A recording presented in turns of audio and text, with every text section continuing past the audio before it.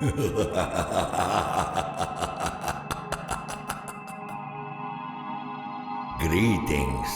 and welcome to Tales of Terror and Suspense. I am your host, Beatlesfanize. Tonight, we join a journalist who has covered everything from UFO sightings to ghost stories. He makes his way through the desolate landscape to find a horror that the government is keeping a secret. Will he be able to uncover the truth? Sit back and listen to I Discovered an Ancient Evil, and I Am Being Silenced.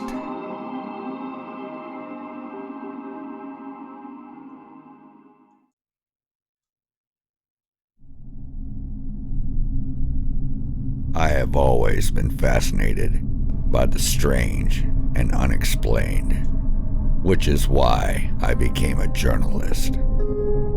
I have covered everything from UFO sightings to ghost stories, but nothing could have prepared me for what I would uncover in the remote Scottish countryside.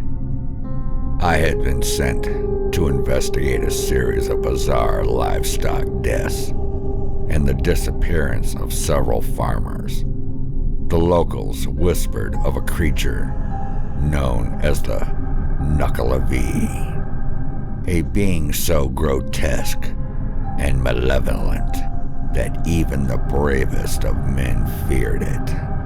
As I made my way through the desolate landscape, I couldn't help but feel a sense of unease. The wind howled through the valleys, and the sky was dark and foreboding. It was as if the very air was alive with some ancient, malevolent force. I finally arrived at the last known location of one of the missing farmers, a ramshackle cottage on the edge of the windswept moor. As I approached the door, a sense of dread washed over me.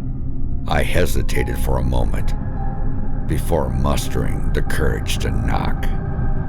There was no answer, so I pushed open the door and stepped inside. The cottage was in disarray, with overturned furniture and shattered crockery strewn across the floor. It was clear that there had been a struggle. As I made my way through the debris, I heard a faint whispering sound. It was as if someone or something was muttering in an incomprehensible language. The sound grew louder as I followed it into the small dark room at the back of the cottage. And then it stopped. I pushed open the door and was met with a sight that will haunt me for the rest of my days. The room was empty, save for a single grotesque figure huddled in the corner. The Knuckle-A-V. It was unlike anything I had ever seen before. Its skin was a sickly shade of green, and it was covered in oozing sores and pustules. Its head was elongated and grotesque, with a gaping, fang-filled mouth and eyes that glowed with an otherworldly light. As I stood frozen in fear and terror, the creature slowly began to rise to its feet. Its body was a twisted mass of sinew and muscle, and it towered over me like some demonic giant.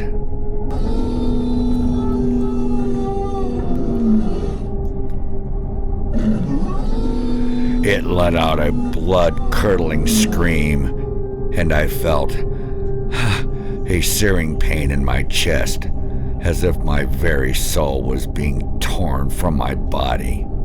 I fell to my knees, gasping for breath as the creature loomed over me. But then, at that moment, something strange happened. The creature seemed to falter, and its grip on me loosened. It let out another deafening scream before vanishing into the air.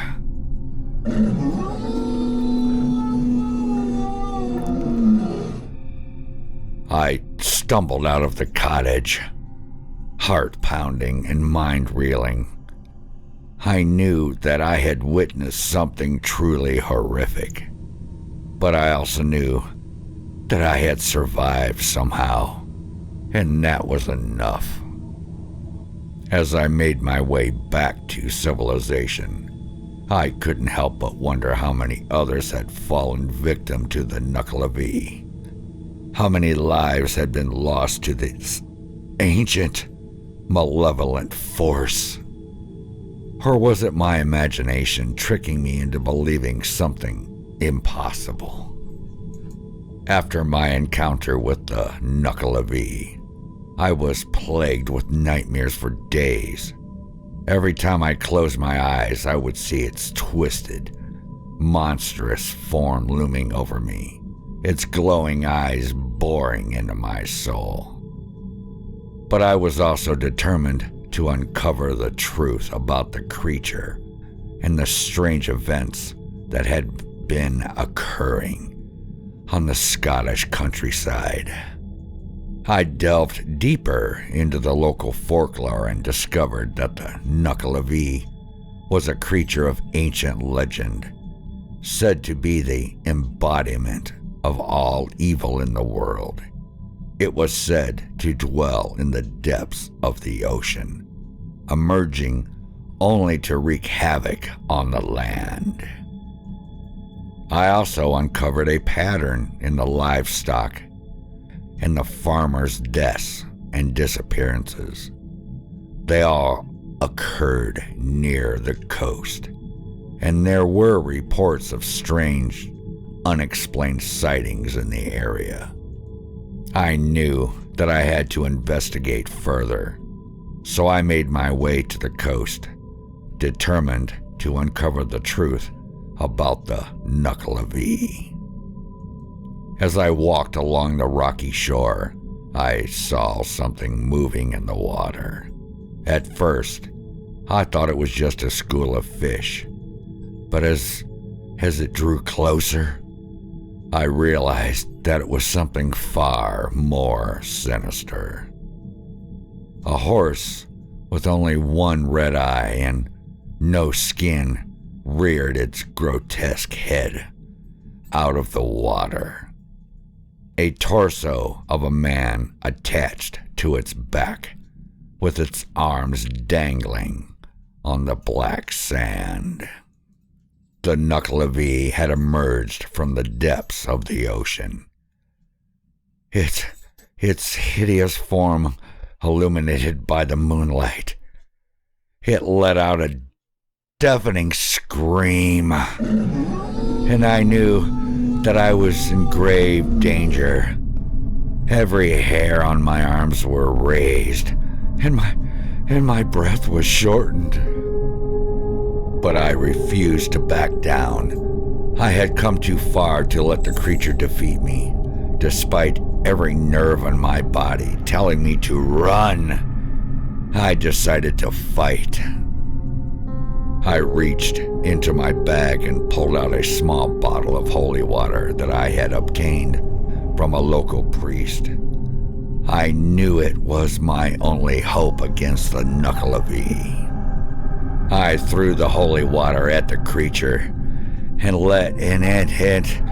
it let out another piercing scream.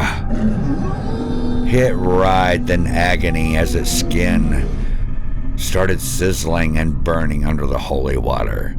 The smell of burnt flesh and fresh mud filled the air.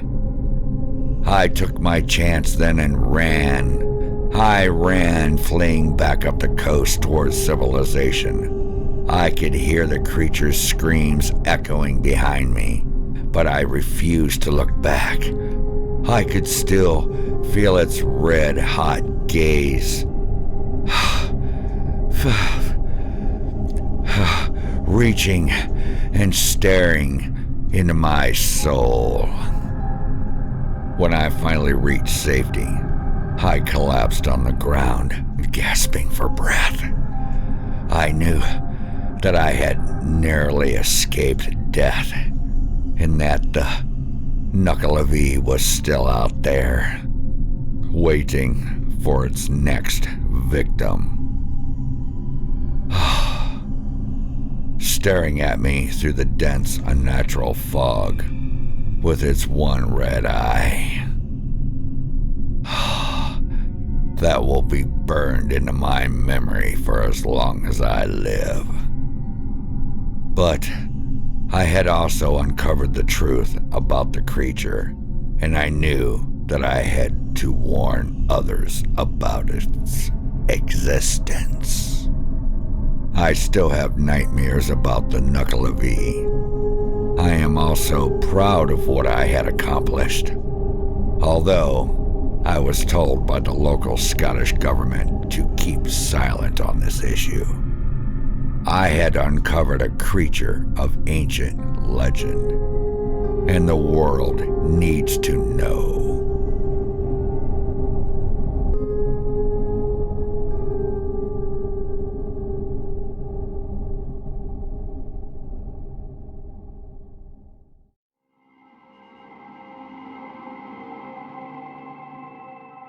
Yes. As someone once said, the truth is out there. And our brave reporter sounds like someone some of you may know. Thank you for joining me for this episode. Until next time, pleasant dreams.